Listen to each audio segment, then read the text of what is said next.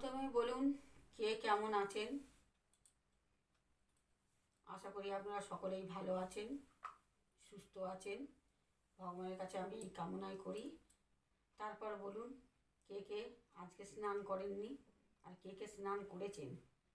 কারণ আজকে সারাদিনই ঝিরঝির করে বৃষ্টি পড়ছে। এতদিন ঠান্ডা নেই ঠান্ডা নেই করে চেল্লাচ্ছিলাম, আজ থেকে বেশ ভালোই ঠান্ডা ঠান্ডা লাগছে। আর আমার তো আজকে অনেকবার স্নান হয়ে গেছে, এই যে এখনও স্নান করা। কারণ আমার যেখানে কলে কাজ করি সেখানটা পুরো ফাঁকা, ওপরটা দেখতেই পান। রোদ এলে পুড়তে হয়, বৃষ্টি এলে ভিজতে হয়। আর আপনাদের তো বেশিরভাগ মানুষেরই এতক্ষণে খাওয়া দাওয়া হয়ে গেছে। প্রায় মনে হয় 2:45 এরম বাজে দুপুর, জানি না অতটা কটা বাজে। 3টে বাজে মনে হয়, 2:50 বাজে। আমাদের রান্না বান্না সব হয়ে গেছে, কমপ্লিট। তো চলুন কী কী রান্না বান্না করলাম আপনাদের সাথে রোজই শেয়ার করি, আজও শেয়ার করব। আর ইয়ার্কি মেরে বললাম, কেউ আবার এটা মাইন্ডে নেবেন না যে কে কে স্নান করেননি।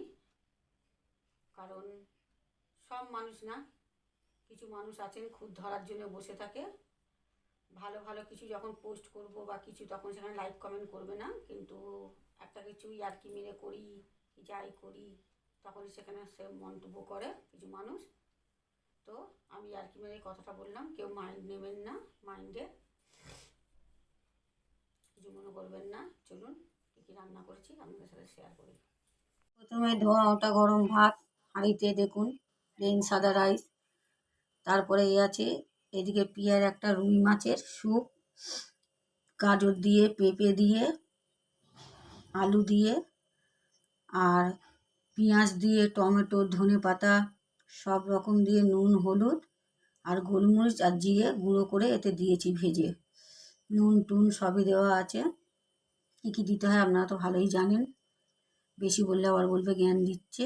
আর এই যে এদিকে দেখুন আমাদের একটা তরকারি আছে, রুই মাছের আলু দিয়ে ঝাল, টমেটোর কড়াইশুঁটি, ধনেপাতা, পেঁয়াজ, আদা, জিরে, রসুন সব বাটা দিয়ে, শুকনো লঙ্কা বাটা আছে, নুন, হলুদ, তেলে, সর্ষের তেলে বানিয়েছি।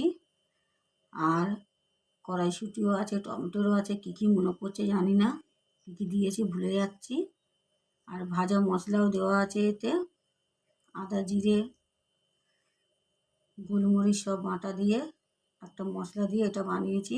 রুই মাছের আলু দিয়ে ঝাল। সত্যি শরীরটা ভালো লাগছে না একদম আজকে। আর এদিকে আছে কপি আলু ভাজা পেঁয়াজ দিয়ে, আর একটু পেঁয়াজ লেবু, পাতি লেবু